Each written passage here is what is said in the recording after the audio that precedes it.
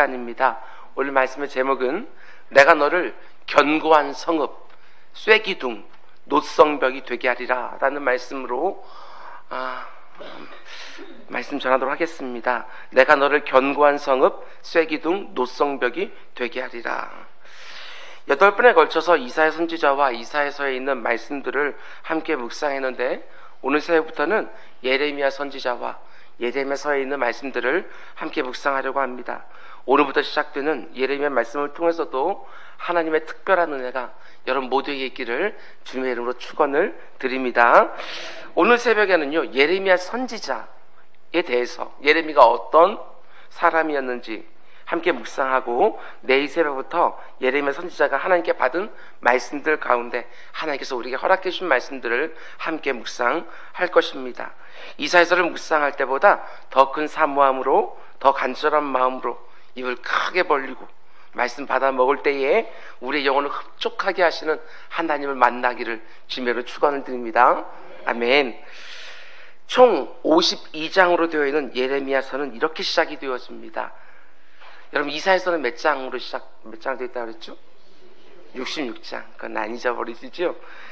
예레미야서는 52장으로 되어 있는데, 맨 처음 1장 1절은 이렇게 시작해요. 베냐민 땅 아나돗의 제사장들 중 힐기야의 아들 예레미야의 말이라. 참 독특한 이력이지요. 예레미야는 제사장 출신으로 선지자로 부름을 받은 사람입니다. 오늘 예레미야 처음 시작하는 시간이니까 딴 날보다 정신을 똑바로 차리고 이렇게 뜨고 이렇게 가물가물 막 그냥 영혼이 지금 안에 있는지 밖에 있는지 막 헷갈리는 분들이 있으세요.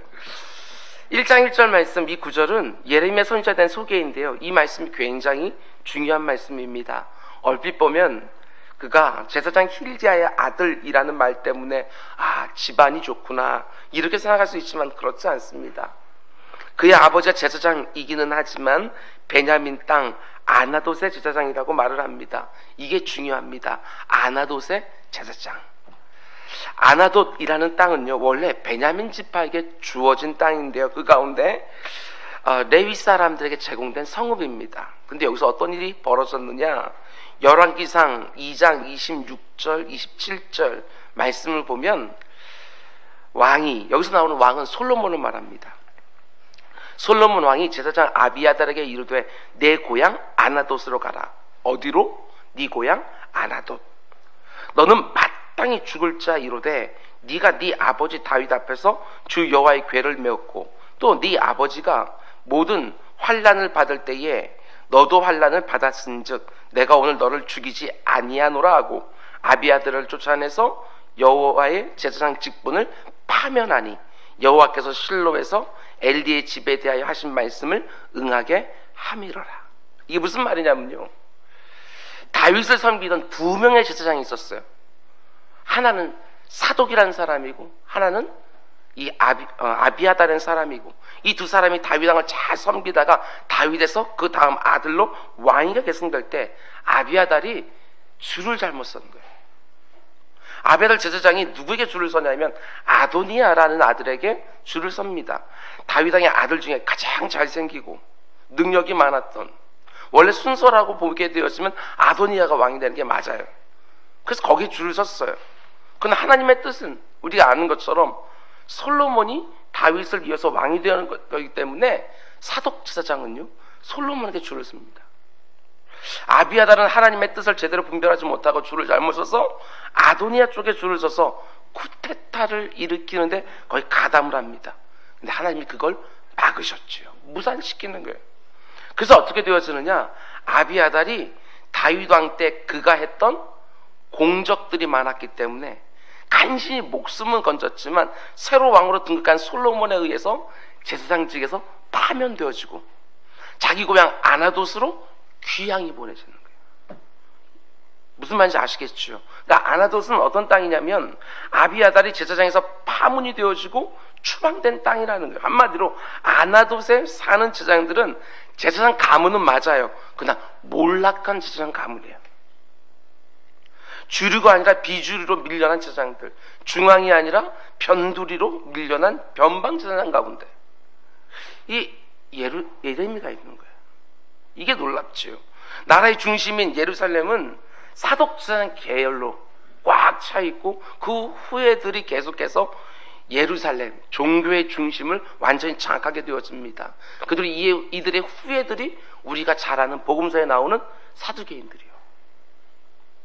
근데 아비아델 후예들은요, 그때로부터 완전히 몰락해요. 그래서 아나도 땅에 머물러서 변방에 살고 인정받지 못하는 제장 가문. 근데 하나님께서는 그 가문에서 선지자로 예레미야를 부르시는 것이죠. 하나님께서 오늘 그 변방, 그 비주류, 그 몰락한 제장 가문에 속한 예레미야를 불러서 너무나 중요한 사명을 맡기십니다. 저는 1장 1절 말씀이 참 은혜가 됩니다. 우리식으로 표현해보면 이런 의미 아니겠어요? 하나님이 지금 유수한 대학 출신을 부르시는 게 아니고 이름도 생소한 작은 대학 출신, 큰 교단 출신의 신학생을 부르신 것이 아니라 군소신학의 야간대학 출신 신학생, 대형교회 목사님의 아들을 부르신 것이 아니고 개척교회 목사님 아들을 부르시는 거죠.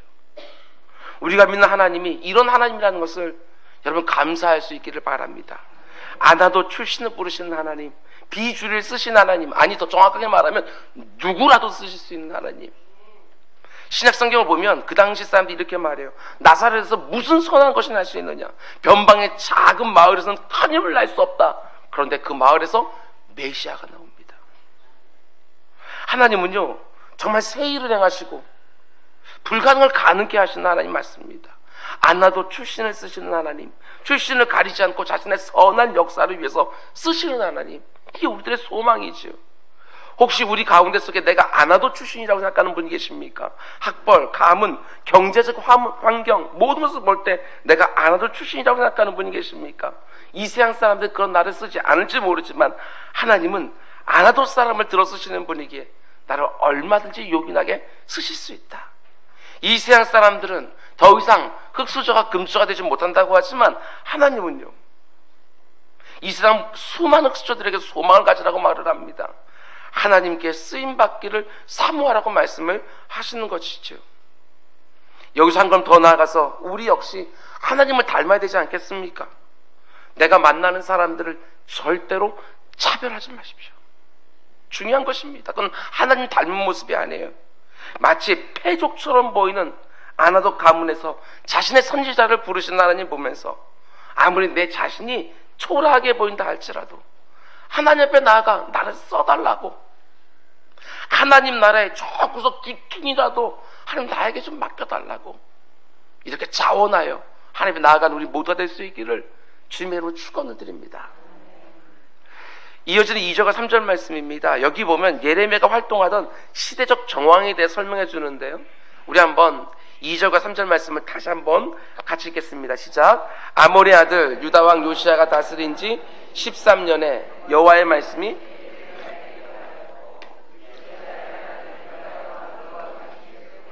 요시야 아들 유다의 왕 시드기야의 11년 말까지 곧 5월에 예루살렘에 사로잡혀 가기까지 임하니라.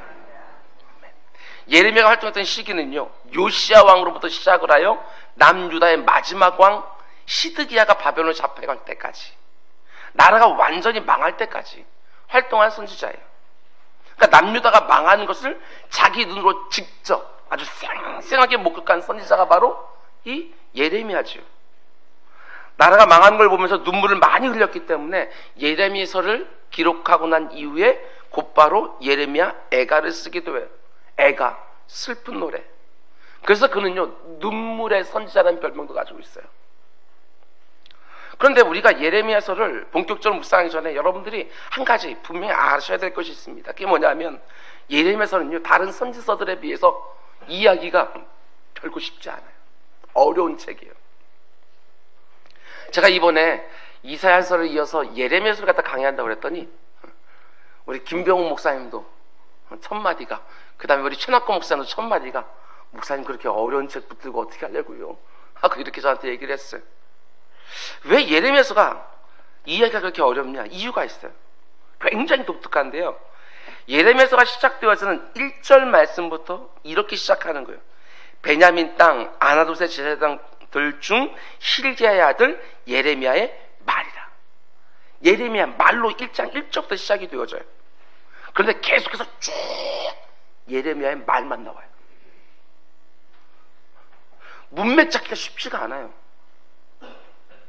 다른 선지자들은요, 중간중간에 어떤 사건들이 이렇게 나오거든요. 구체적인 역사적인 사건들에 대해서 말하기 때문에 그래도 이해하기가 쉬워요. 그런데 예레미야서는 1장부터 계속해서 예레미야의 말이 나와요, 말. 근데 1장 1절이 시작되어진 예레미야의 말이 언제 끝나게 되어지느냐, 이게 재밌어요. 예레미야서가 총 몇 장이라고 그랬죠? 52장이라고 그랬죠?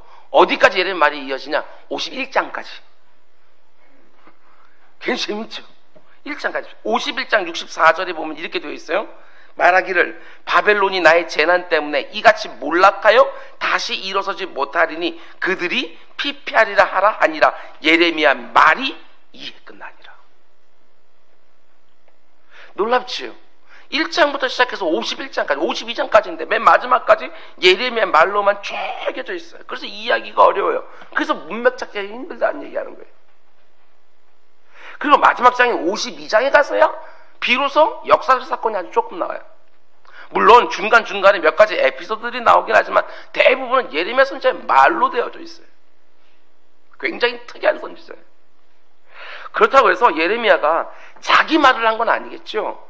만일 예레미야가 자기 말을 했다면 성경에 들어갈 이유가 조금도 없잖아요. 예레미야가 그만큼 하나님께로부터 많은 말씀을 받았고 그 받은 말을 증거했다는 것이죠. 1장만 보더라도 계속해서 반복되는 표현이 뭐냐면, 여러분들 성경을 펴서요 한번 눈으로 짚어보면서 한번 보세요. 4절 여호와의 말씀이 내게 임하니라. 7절 여호와께서 내게 이르시되 내가 네게 무엇을 명령하든 너는 말할 것이다. 8절 후반부에도 나 여호와의 말이라. 9절 후반부에도 내가 내 말을 네 입에 두었노라. 11절에도 여호와의 말씀이 내게 임하니라. 12절 내게 이르시되. 13절 여호와의 말씀이 다시 내게 임하니라. 14절 여호와께서 내게 이르시되. 19절 여호와의 말이니라.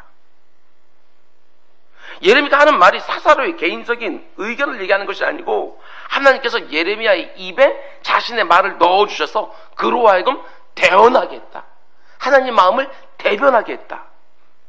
그런 면에서 볼 때 예레미야는요, 남유다가 망하는 그 격변의 시기에 하나님의 백성들이 완전히 하나님께 징계를 받아 망하게 되어지는 그 격동의 시기에 하나님의 입, 하나님의 대변인으로 활동한 선지자예요.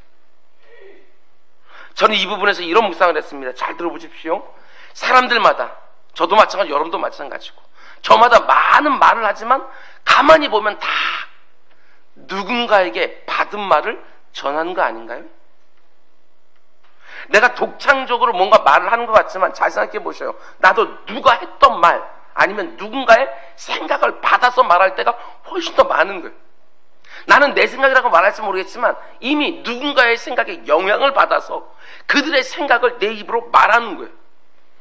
내 독창적인 생각이 아니라 누군가의 생각을 받아서 내 입으로 말해요. 그런 면에서 볼 때 우리는 나도 모르는 사이에 누군가의 입, 누군가의 대변으로 우리는 살고 있다, 이렇게 말할 수 있는 것이지요. 이런 면에서 보면 예레미야 인생이 너무너무 고귀한 거예요. 다른 사람들의 말에 영향을 받아서 내 입으로 말하는 것이 아니라 하나님의 생각, 하나님의 마음을 받아서 하나님 말씀을 대언하는데 1장부터 51장까지 이렇게 많은 말을 쏟아내는 인생, 전 굉장히 저는 고귀하다고 생각했어요. 우리 역시 예레미야 같은 인생이 되면 얼마나 좋을까. 누군가를 만나서 내가 기껏 한다는 말이 이 세상의 생각, 이 세상의 철학과 가치관, 처세술, 기준, 세상 것을 대언하고 대변하는 그 정도가 아니라 하나님 말씀에 좀 익숙해서 그 말씀을 꼭 들어야 되는 그 사람들에게 하나님의 말씀을 대언하고 대변하며 살면 얼마나 좋을까. 누군가가 어떤 어려움이 처했는데 성경 말씀 한 구절 딱 생각나서 딱 펴서 그 말씀으로 여기 보라고 이러면서 뭔가 말할 수 있으면 얼마나 좋을까. 신앙생활 그렇게 오래 했는데 성경 말씀 한 구절 펴서 누군가에게 내밀지도 못하는, 이게 얼마나 부끄러운 거겠어요. 강단 위에서 선포되어진 설교만 하나님 말씀이겠습니까? 지금 내 곁에서 어려움을 겪고 있는 이웃들에게 어떻게 하나님의 말씀으로 도와줄 수 있는지, 다른 말로 하면 어떻게 하나님의 마음을 대언하고 대변할 수 있는지 하나님께서 주신 말씀들을 꼭 가슴에 심어놓고 그 심어놓은 말씀들이 성령 하나님이 생각나게 하실 때 그때마다 무슨 말을 해야 될지 생각하는 것이 아니라 말씀이 역사되어지는, 누군가가 내 곁에서 두려워하고 있다면 다가가서 성경을 펴서 손가락으로 막 가리키면서 여기 보라고, 하나님이 두려워 말라고 하셨다고, 하나님이 너와 함께하고 계신다고, 하나님이 너를 굳세게 하실 거라고, 하나님이 참으로 너를 도와줄 거라고, 흔들린 너를 그 하나님의 의로운 손으로 너를 꽉 붙들어 줄 거라고 하나님 말씀을 대언해 주라는 게 어떻습니까? 내 안에 하나님의 말씀이 좀 이렇게 막 담겨 있나요? 하나님의 말씀이 내 입에 좀 담겨 있나요? 우리가 잘 부르는 복음성가 중에 이런 가사가 있어요. 내 마음에는 주를 향한 사랑이, 나의 말엔 주가 주신 진리로, 나의 눈엔 주의 눈물 채워주소서.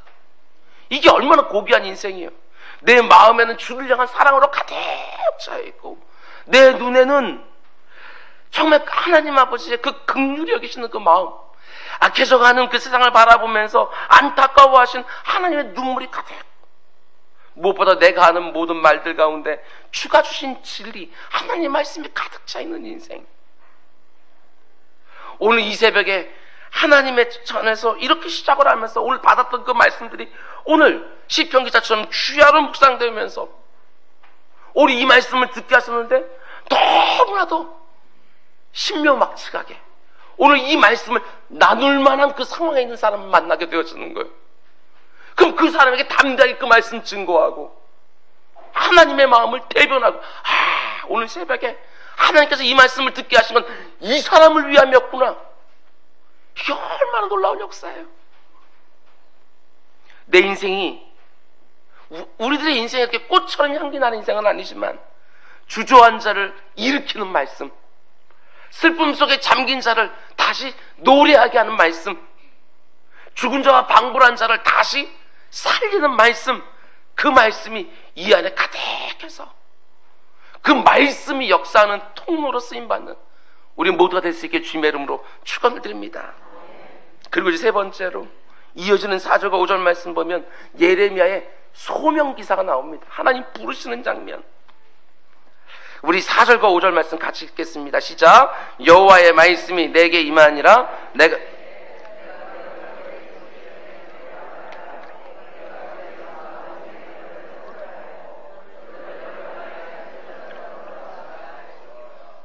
제 성경책에는 이렇게 딱 세 부분 나눠놨어요.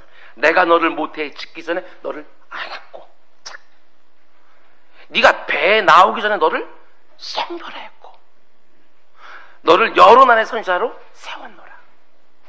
이 말씀이 너무나도 위로가 되고 감격이 되어져요.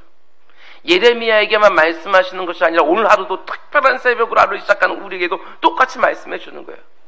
내 이름 부르면서 아무개야, 내가 너를 모태에 짓기 전부터 알았다. 생명이 시작되기 전부터 너를 알았다. 네가 배에 나오기 전에 엄마 뱃속에 있을 때부터 내가 너를 성별해 두었다. 네 생명 속에 나의 특별한 목적을 담아 놓았다. 너 초라한 인생 아니야. 너 아무것도 아닌 인생 아니라고. 네 안에 나의 특별한 계획이 담겨 있다. 오늘 하루 이 말씀을 묵상하면서 우리가 잘 아는 복음성가를 오늘 하루 어디에 있든지 이렇게 흥얼거려 부르면 얼마나 좋을까. 그리고 묵상하면 얼마나 감사가 될까. 요즘같이 막 계절이 바뀌고 낙엽 떨어질 때 이 노래 부르면 눈물도 이렇게 날 것 같아. 토미 여커가 부른 내 이름 아시죠? 나를 지으신 주님 내 안에 계셔. 처음부터 그의 손에 있었죠. 내 이름 아시죠? 내 모든 생각도 내 모든 눈물도 주님은 아시죠. 사람들은 몰라요. 내 마음 잘 몰라요. 그러나 하나님은요, 내 생명이 시작되기도 전에, 내가 어머니 뱃속에서 이 생 나오기도 전에 나를 구별하였고 나를 위한 계획을 가지고 나를 속속들이 너무 잘 알고 계신다. 이게 얼마나 엄청난 은혜겠어요. 우리 이삭 전도사님 사모님이 지금 임신 중에 있는데 또 이 자리에 임신 중에 있는 분이 계신지 모르겠어요. 그런데 지금 내 태에 있는 아기를 엄마인 나도 잘 몰라요. 그냥 총바사니 조그만 거 하나 그 정도 가지고 있을 뿐이지 나도 내 배 안에 있는 그 생명이 어떤 친구인지 잘 몰라요. 근데 하나님은 너무너무 잘 알고 계십니다. 내게 생명을 하까지 그 하나님은 내 안에 생명이 생기기 전에도 하나님께서는 그 생명을 나를 통해서 이 땅에 보내시려고 하나님 계획을 다 세우고 하나님이 내 배를 사용하셔서 생명을 주시고 이 안에서 그 생명이 자라게 돼 하나님은 속속들이 다 알고 계신다. 알고 있는 그 정도가 아니고 특별한 목적을 가지고 성별해 놓으셨다. 그분이 우리가 믿는 하나님이라는 거예요. 성별했다는 말이 무슨 뜻이죠, 여러분? 특별한 쓰임을 위해서 태중에 있을 때부터 하나님이 거룩하게 구별해 놓으셨다는 거예요. 내 인생 속에 담기는 하나님의 분명한 목적이 있다는 것이죠. 누가? 여러분과 제가. 그러나 여러분, 하나님이 나를 성별에 거룩하게 구별해 놓으셨기 때문에 내가 성별한 삶을 살도록 요구받고 있다는 사실도 잊어버리면 안 돼요. 하나님 나를 거룩하게 구별해 놓았는데 내가 엉터리로 살아가면 아무렇게나 아무데나 둥글며 살고 있다고 한다면 그건 안 되는 거 아니겠어요? 금그릇 은그릇 나무그릇 흙그릇 우리 그거 다른 거 따지는 건 정말 잘해요. 근데 성경은 그거 안 따지거든요. 누구든지 깨끗한 그릇이 되면 주인이 쓰기에 너무나 좋다 이렇게 말을 하거든요. 성별한 삶, 구별된 삶, 경건하고 거룩한 삶을 살지는 못할 망정 늘 왜 나는 흙수저냐고 왜 나는 나무 수저냐고 이것만 말하는데 너무너무 빨라요. 깨끗한 그릇으로 쓰임 받는 것이죠. 아나도 제사장 중 가문 중 가운데 예레미야를 불러 쓰셨던 하나님이 우리도 써주실 거예요. 그런데 예레미야의 경우에요, 하나님이 그가 어머니 모태에 잉태되기 전에 어머니 배에서 나오기 전에 그를 성별하신 어떤 목적을 가지고 성별하셨다고 말씀합니까? 5절 말씀 보면 여러 나라의 선지자로 세우기 위해 성별하셨다. 보게 되어지면 이사야 선지자가요 그 남유다를 위해서 향해서만 예언을 하는 게 아니라 그 주변에 있는 모든 나라와 민족들을 위해서 다 예언하는 걸 보게 되어져요.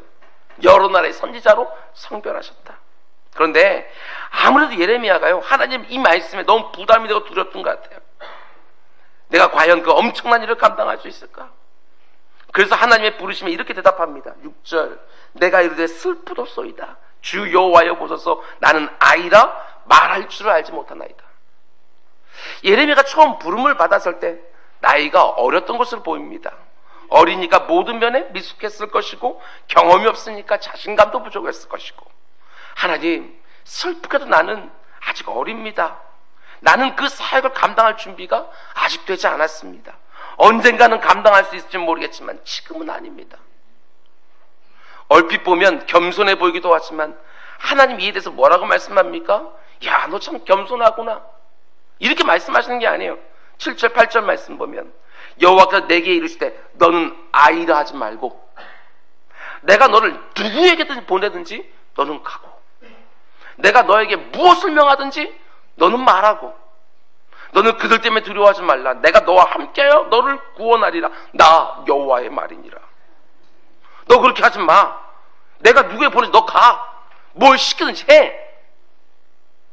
여러분 하나님 말씀하시는 겸손은 결코 사양이나 고사가 아니에요. 이제 조금만 있으면 우리 교회도요 내년도 사역 작정서를 갖다 여러분들에게 드리게 될 텐데 제가 볼 때는 어떤 분이 이 일을 충분히 감당할 수 있어요. 누구보다 잘 감당할 수 있어요. 그런데 많은 분들이 이렇게 반응합니다. 제가 아직 준비가 안 되었습니다. 저는 아직 그 일을 감당할 사람이 못 됩니다. 성경이 말하는 겸손은 그런 게 아니에요. 나는 못해요가 아니라 나 같은 사람도 하나님 쓰시겠다면 마음대로 쓰기 원합니다. 그러면서 나의 최선과 충성을 하나님께 내어드리는 이게 바로 겸손이에요.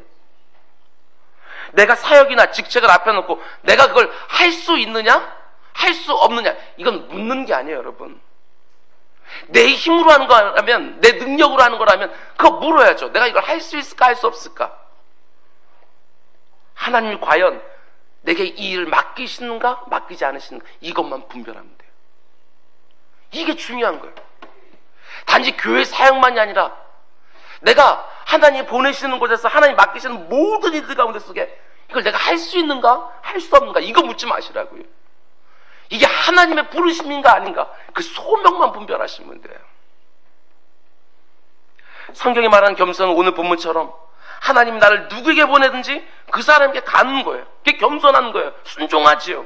하나님이 내게 무엇을 명령하든지 그대로 말하고 그대로 행하는 거예요. 하나님이 나와 함께 하신다고 말씀하는데도 못 간다, 못 한다 이렇게 말하는 것은 겸손이 아니라 하나님을 과소평가하는 것이지요. 하나님을 믿지 못하는 불신입니다. 앞으로 내 인생 남은 동안 하나님이 나를 어떤 자리에 어떤 역할로 부르든지 저는 부족하지만 저 같은 사람도 하나님이 쓰시겠다니 주님 너무너무 감사합니다. 주님이 많이 불편하시겠지만 고쳐서라도 주님 뜻대로 저를 사용해 주십시오. 이게 바로 저와 여러분의 반응이 되기를 주님을 축원드립니다. 그럼 이제 네 번째로 이어지는 구절을 보면 하나님 예레미야 선지자에게요, 내가 누구에게 보내든지 너는 가서 내가 어떤 명령을 주든지 그 사람에게 전하라 이렇게 말씀하신 다음에 예레미야가 앞으로 하게 될 사명을 주셔요. 우리가 주일날 에스겔서를 보고 있는 것처럼 소명을 주신 다음에 사명을 줘요. 예레미야가 할 일에 대해서 이어진 10절입니다. 보라, 내가 오늘 너를 여러 나라와 여러 왕국을 위해 세워 네가 그것을 뽑고 파괴하며 파멸하고 넘어뜨리며 그 다음에 다시 건설하고 심게 하였느니라 하시니라. 하나님이 지금 예레미야가 하게 될 일들을요, 농사에 비유해서 말씀하셔요. 먼저 뽑으라는 거예요. 그리고 다시 심으라는 거예요. 그리고 다시 건축에 비유해서 말씀하십니다. 먼저 파괴하래요. 넘어뜨리래요. 그리고 나서 다시 건설하래요. 우리 잘 아는 것처럼 이 선후 관계가, 이 순서가 너무너무 중요해요. 하나님 먼저 하나님 보시기에 기뻐하지 않으시는 것이 내 인생에 뽑혀지길 원하셔요. 내 안에 있는 더러운 것들을 먼저 뽑으신 다음에 거룩한 것을 심기 원하신다고요. 같이 심는 것이 아니고 하나님 보시기에 미워하시는 이 세상에 그릇된 가치관, 생각, 사고, 습관, 관계 이런 것들을요 먼저 무너뜨리고 파괴하기 원하셔요. 그러고 나서 새롭게 건설하기 원하신다고요. 내 인생 조금 리모델링 하시는 게 아니에요. 이 변화가 얼마나 크면 성경은 분명히 말해요. 네가 거듭 태어나는 거다. 다시 태어난 것이다. 제2의 인생을 사는 거다. 대충 내 인생에 조금 이거 만지는 게 아니라고요. 신앙생활 한다는 건 다시 태어나는 거야. 아예. 물론 내 속에 이미 깊이 뿌리 내리고 있는 것들을 뽑아내고 내 삶 속에 이미 견고하게 세워지는 것들을 무너뜨릴 때에 아프죠. 힘이 듭니다. 부대껴요. 그러나 반드시 뽑고 무너뜨려야 되는 거예요. 그런 것들을 뽑지 않고 무너뜨리지 않고 그 위에 아무리 선한 것을 심고 세우려 해도 그건 늘 불안한 거예요. 그릇부터 깨끗하게 해놓고 하나님이 주시는 것을 담으라는 것이죠. 무엇을 뽑아내고 무엇을 무너뜨려야 되느냐, 저는 이렇게 생각했습니다. 하나님의 말씀을 어린아이처럼 순수하게 받지 못하는 너무나 완고한 나의 자존심과 나의 사고체계, 그것들이 먼저 무너지지 않고 뽑혀지지 않으면 하나님의 말씀이 들어가지 않아요. 길바닥이에요. 하나님을 전심으로 사랑하고 내 이웃을 내 몸과 같이 사랑하라고 성경이 수없이 말하지만 왜 그 말씀대로 살지 못합니까? 내 안에 이미 깊이 뿌리내리고 있는 이 이기적인 사랑, 자기 중심성, 이게 막강해요. 이거 무너뜨리지 않고는 성경 말씀대로 우리에게 요구하는 사랑의 삶을 살 수가 없어요. 하나님이 아무리 강권하셔도 나는 그렇게 못해, 난 그거 할 수 없어, 불가능해, 이런 불신, 이런 믿음 없음을 먼저 뽑아버려야 되는 거예요. 그래야 하나님의 새로운 역사가 내게서 일어나는 거 아니겠어요? 특별 새벽기도가 이제 절반이 지나갔습니다. 아직까지 내 안에 깊이 뿌리내리고 견고하게 세워진 악하고 못된 것들 남아있어요? 하나님께 좀 기도하세요. 의지를 좀 달라고, 결단을 좀 하세요. 가만히 있는 게 아니에요. 하나님이 다 뽑아주시겠지, 아니라니까요.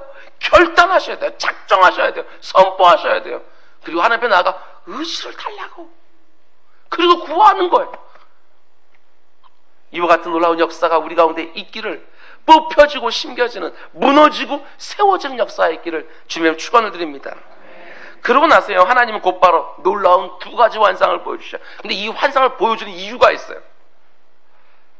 괜히 하나님께서 환상을 보여주는 것이 아니라 예레미야가 지금 두려워하고 있으니까 사명 감당하는 거, 그걸 잘 감당할 수 있는 환상을 하나님께서 두 가지 보여주셔요. 먼저 첫 번째 환상으로요, 살구나무 환상입니다. 11절 12절 우리 같이 읽습니다. 시작. 여호와의 말씀이 또 내게 임하니라 이르시되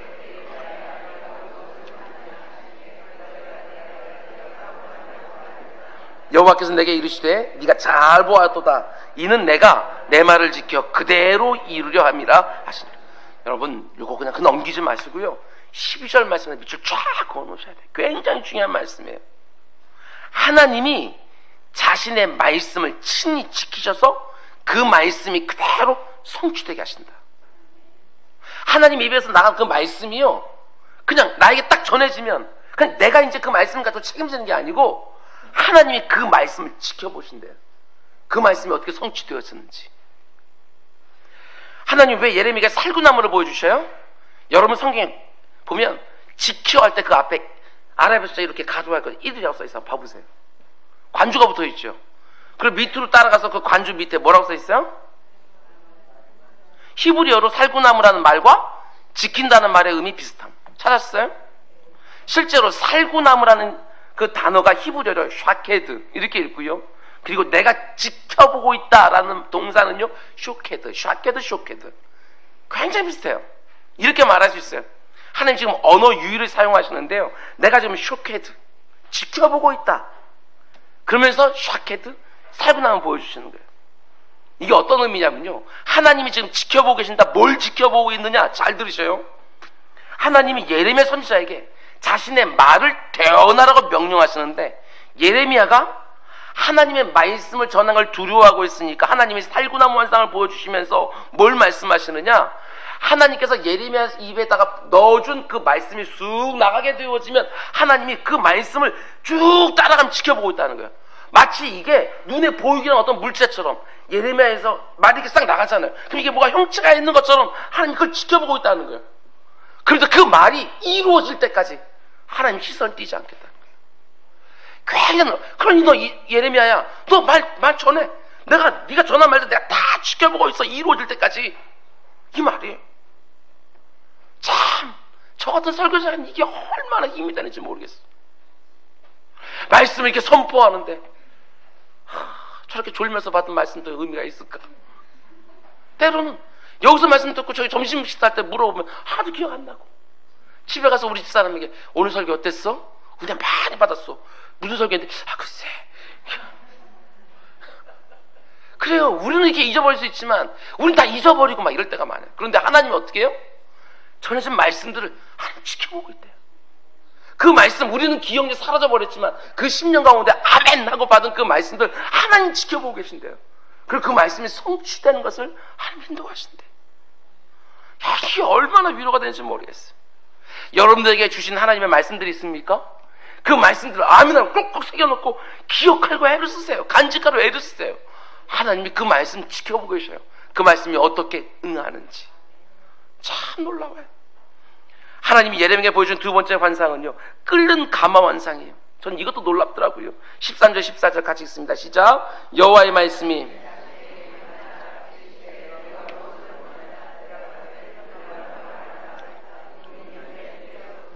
기울어나니 여호와께서 내게 이르시되 재앙이 북방에서 일어나 이 땅의 모든 주민들에게 부어지리라. 잘 보세요, 여러분. 이걸 소위 끓는 가마 환상이라고 그러거든요. 북에서부터 기울어서 끓는 물이 막 쏟아져.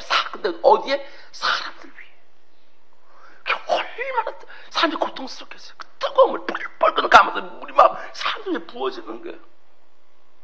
정말 실감나는 고통 아니에요? 이걸 환상으로 보여줘요.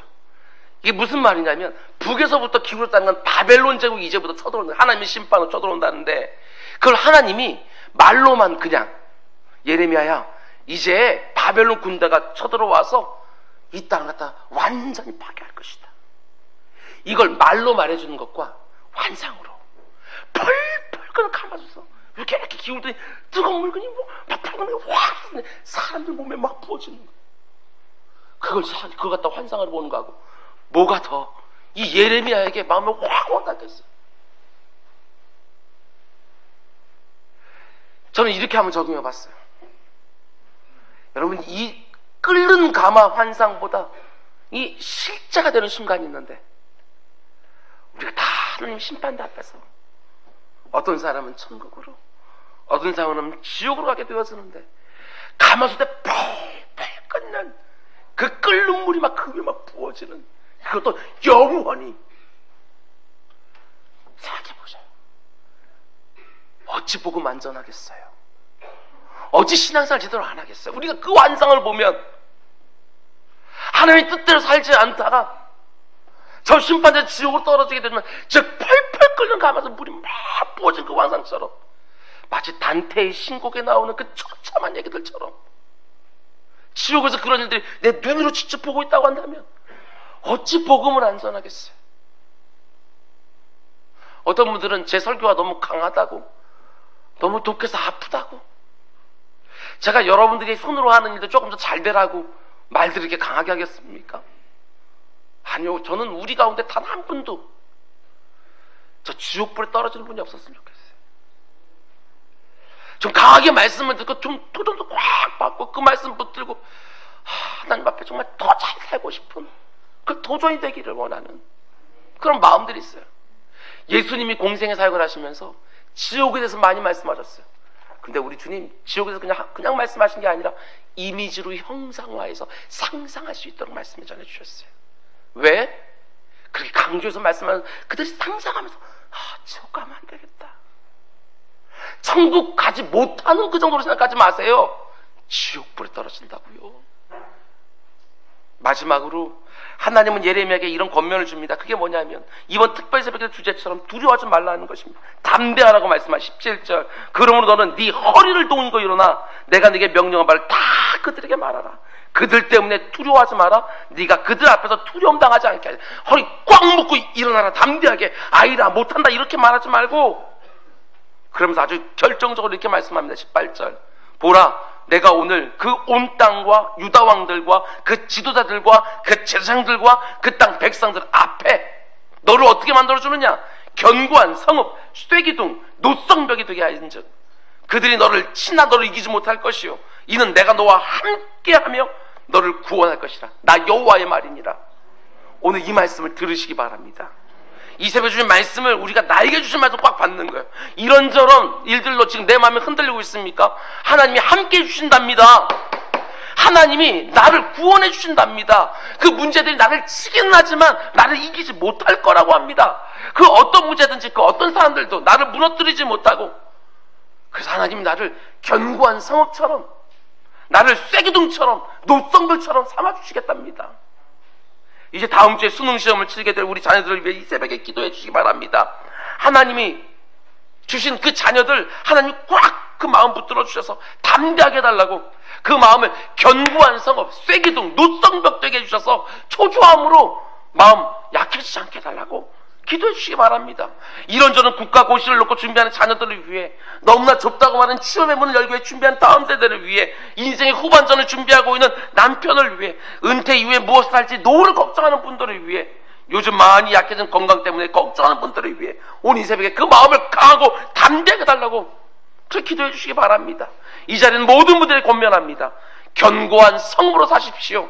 쇠기둥으로 사시는 거예요. 노성벽으로 사는 거예요. 우리 그리스도는 약하지 않아요. 나는 약할지 모르지만 나와 함께 하신다고 약속해 주신 그 하나님은 천만이 나를 둘러쌀지라도 절대로 이기지 못하기에 그 하나님 붙들고 승리하는 것이지요. 오늘 하나님이 말씀해 줍니다. 내가 너와 함께하여 너를 구원할 것이다. 나 여호와의 말이니라. 이 말씀 꽉 받으시고 견고한 성읍으로, 쇠 기둥으로, 노성벽으로 살아가는 우리 모두가 되기를 주님으로 축원을 드립니다. 기도하겠습니다. 사랑해 주님, 주님께서 그렇게 수없이 내가 영원토록 이 세상 끝날까지 함께 해준다고 분명히 약속해 주셨고, 아니 약속만 주신 것이 아니라 내 안에 거하고 계신다고 이렇게까지 말씀해 주시고, 하나님이 나를 짓기 전부터 알았고 어머니 뱃속에부터 알았고 나를 특별한 목적으로 성별해서 구별해 놓았고, 하나님이 특별한 계획을 가지시고 하나님 말씀을 이루어 가신다고 아버지는 분명히 말씀해 주고 있는데, 아버지 하나님 다 새가슴이 되어서 이거 염려하고 저 걱정하고 저 근심하고 두려워하고 이렇게 살지 않게 하시고, 그저 단지 최선을 다하면서 그것을 하나님의 손에 딱 얹어놓고 하나님의 인도하심에 언제나 자족하며 감사하며 살아가는 우리 모두가 되게 하여 주옵소서. 이 모든 말씀 예수님의 이름으로 기도드렸습니다. 아멘. 너는 이렇게 기도하